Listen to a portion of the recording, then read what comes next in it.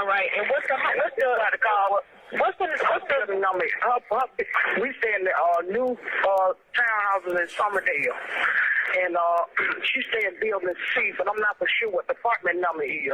But she stay in building C. When you come around, you come through the gate. Okay, so who was shot? I have no idea, babe. I promise I can't tell y'all that. I don't know.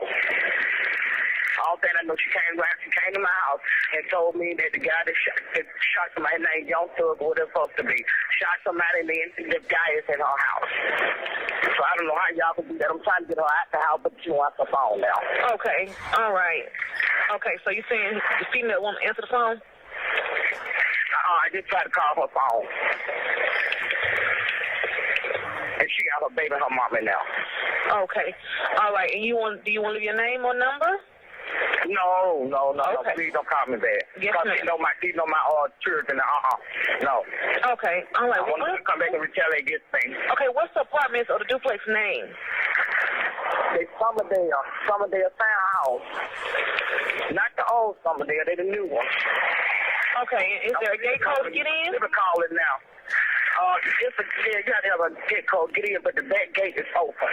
Okay. Everybody standing out here. Okay. Okay, we'll get somebody out. Yeah, I'm trying to get her out the house on the mama, but they want the phone now. Okay. She don't know what to do. She panicking. Okay, but she's in the building C, correct? Building C. When you come around, when you come through the gate, come around. But I'm not for sure what the number is on her apartment number. All right, we'll get somebody out, okay? All right, please don't tell us how to make the call. Yes, ma'am. They won't call you back, and I don't have your name. All right, thanks. All right. And the reason that we wanted to play the call for the court is that it is apparent that the sole purpose of the call is to get assistance for what the caller perceived as an immediate danger. She is akin to a person witnessing something violent going on, being afraid of whomever it is that is committing the violence, seeing a policeman pass by, grabbing the officer and saying, "Hey, go look over there in that alley. So a man is attacking a woman. Don't tell him I said it, but Johnny is over there beating his wife, but you didn't hear it from me. But go help the wife while Johnny is beating the wife." The assertion that because the caller does not want to make her name known to the police or does not want to get herself in trouble flies in the face of the obvious fact that those facts make it apparent that this caller is not calling to establish any evidence for the purpose of a future prosecution. Her sole reason for calling is to get this person out of her neighbor's house.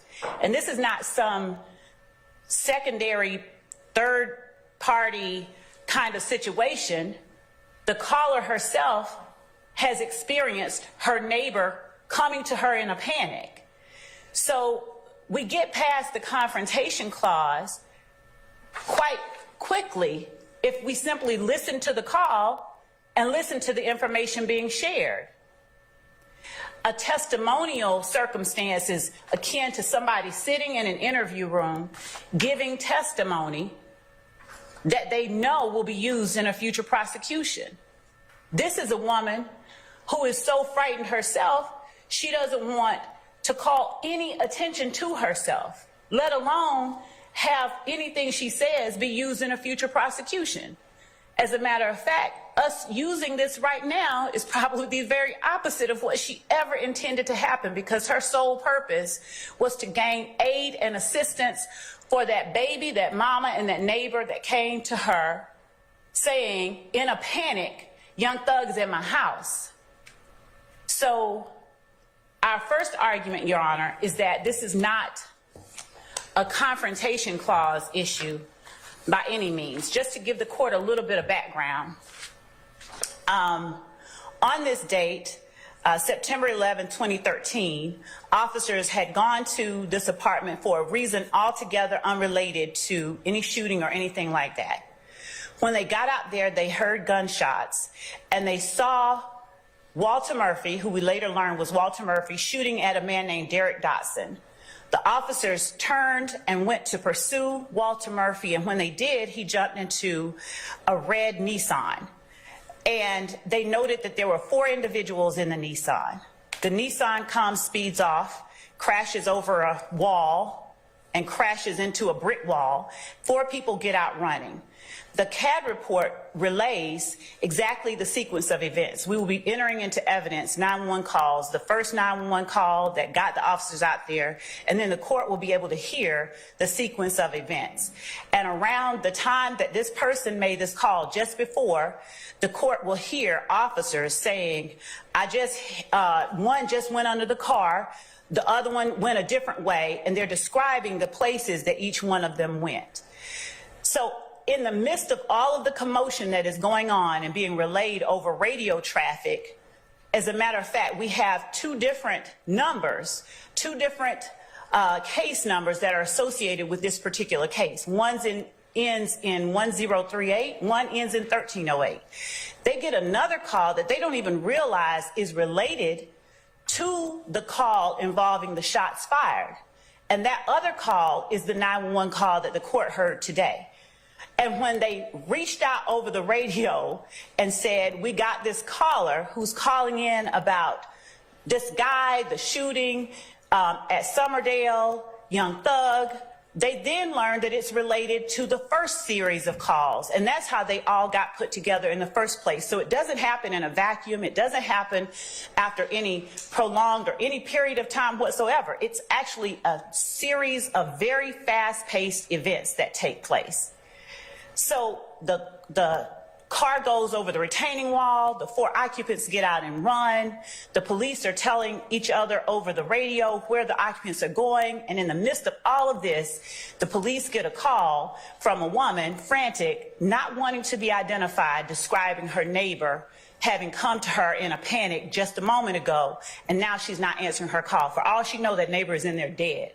The reason that she is saying what she is saying about the shots and the police, she's not even able to get it out in a very cohesive way. She's saying, I don't know, just come now. Her whole purpose for calling was to get the police to respond to what she perceived as immediate danger.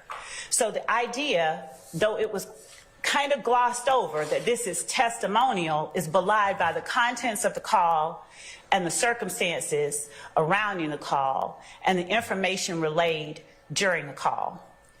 So before I leave the fact that it's not testimonial and that it's made solely to get the police there to respond to what this caller perceives as a circumstance involving immediate danger, with the court's permission, I'll pause and ask the court if the court has any questions that I may answer for the court regarding the confrontation clause, because I don't want to conflate the issues.